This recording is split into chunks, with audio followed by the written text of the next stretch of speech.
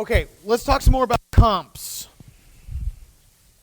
So, what makes a comparable is several things, not the least of which is how close the comparable is to the subject property. The subject property is the house that you're thinking of buying. The comparable is the one that's already sold or active, but needs to be comparable on a number of levels. The first of which is how close the comp is to the subject property. Good would be a mile or less, better in the same subdivision, best would be on the same street. And I bet that Tom agrees with me on that. I mean, that's what proximity is all about. There is, the point to take away from this is that the closer the comparable, the more relevant it is. A house on the east side of town is really not comparable to a house on the west side of town. But what if you live in a rural area? Well, if you do, I'm going to suggest that you look at comparables that are in the same school district and in the same town. Are we good? I'd like the comparable to be in the same school district and in the same town. Now, if you're saying to yourself, huh? How could it be in the same school district and not be in the same town? I don't get that. If you're asking yourself that, you don't live in a rural area. So don't worry. See, in rural areas where there's less density, less population, you have multiple towns within the same school district. Where in more dense areas, you have multiple school districts within the same town. Right.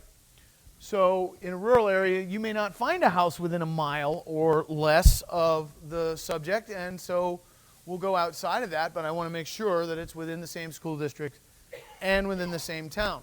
Recency of sale. How long ago did the comp sell? This matters. Is a comparable that sold in 2006 of any use to us right now? No. None whatsoever. So the older it is, the less relevant. The more recent it is, the more relevant. Good would be in the last 6 to 12 months, and that's max. That is the absolute max. Any more than that, and you're too far, it's too old. Better would be in the last 90 days, and best would be in the last 30. So if you're looking at a list of comps that, say, a realtor provides you, and it's cool because they can send it to you by email now. They can just go in and set the criteria in the MLS, and out it comes to you by email, and you've got everything you need. You're looking at this list of comps. You may find some that are older than really you're interested in. Just eliminate them. They're out of the running. This is really a process of elimination. We're going to narrow it down to the best 1 or 2 comps at the most. An appraiser needs 3 good comps to do an appraisal. In my opinion, 3 is confusing. I'm looking for 1 or 2 at the most, and that'll get me close enough. Then there's size and amenities. This is where we're talking about what the tax assessor refers to as the improvements on the property, the house itself. And so the square footage, of course, is a big part of that. For me, I like to see the square footage within about 200 square feet or less of the subject, and then when it is, I consider it close enough, and I don't try to do an adjustment for square footage. Some of you may be inclined to adjust for square footage, and you'd get all fancy about how you do that, and you're likely to screw it up. Keep it simple. I like to keep it within, say, 100 or 200 square feet, and then when it is, a comp, and if it's not, it's not. Bedrooms should be the same. I'm looking for a 3-bedroom house comparable if my subject is a 3-bedroom house. If the best comp I can find because of reasons and proximity happens to be a 2-bedroom house, I'm not going to make an adjustment for that bedroom without talking to an appraiser or a realtor who's really in the know. Now you might say, well, an extra bedroom is worth $10,000. Really? Where you live, okay, that may be the case, but then it would depend on what neighborhood and what town. It might depend on what school district, and it certainly would depend on what state. What the bedroom is worth in your market may be very different than what it's worth in mine. In fact, I know it is. If you live in California, a 3-bedroom house could be worth $100,000. Where I live, a 3rd bedroom's worth, 10-ish, maybe. So ask for help on that before you make any assumptions. An appraiser will be happy to help you because they want your business down the road when you're ready to order an appraisal. And a realtor who's got experience is doing deals, is seeing pricing, and seeing the differences in what houses are selling for can help you with that as well. Bathrooms should be the same. A 2-bathroom house really isn't comparable to a 1-bathroom house.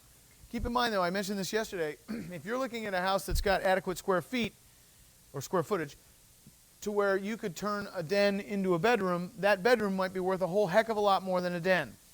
Or to where you could add a second bathroom over here, give up a little space in this room to add a bathroom. That space used as a bathroom could be worth a whole lot more than, an oversized den or something.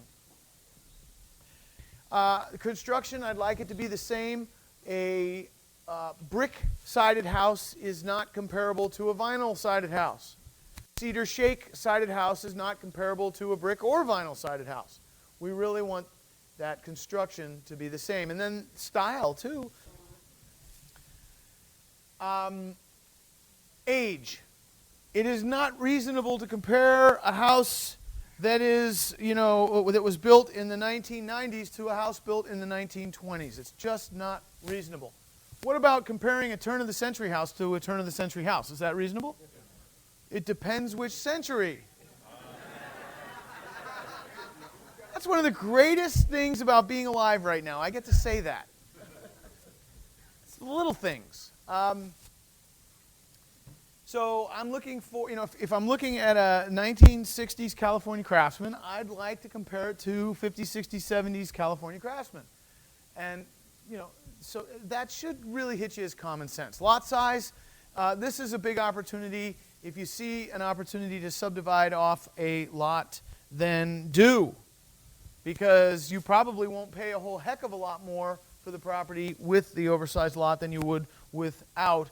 In some cases, it's actually less desirable because there's more lawn to mow. I've done this a number of times, and out here where land is so valuable, it is really something you want to watch for.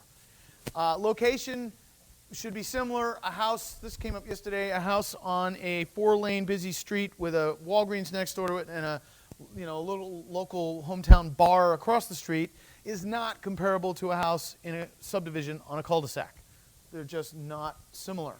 There are buyers for each, but they're not reasonable to be compared to one another. A pool. If the house has a pool, the question is, does it add value where you live? Does a pool add value to a house in California?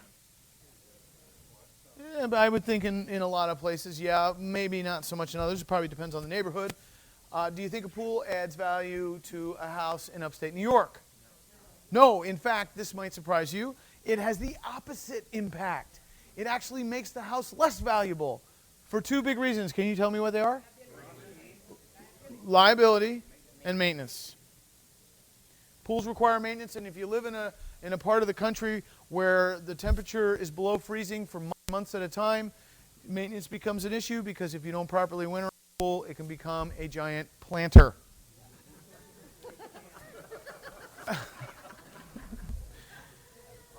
And I'm talking about in-ground pools, by the way. Above-ground pools are nothing more than a bag of water. They don't really add any value no matter where you are, even with a fancy deck around it. And if you don't believe me about it being a bag of water, I've got a utility knife in the back there that I could prove it to you with. And boy, you better step aside.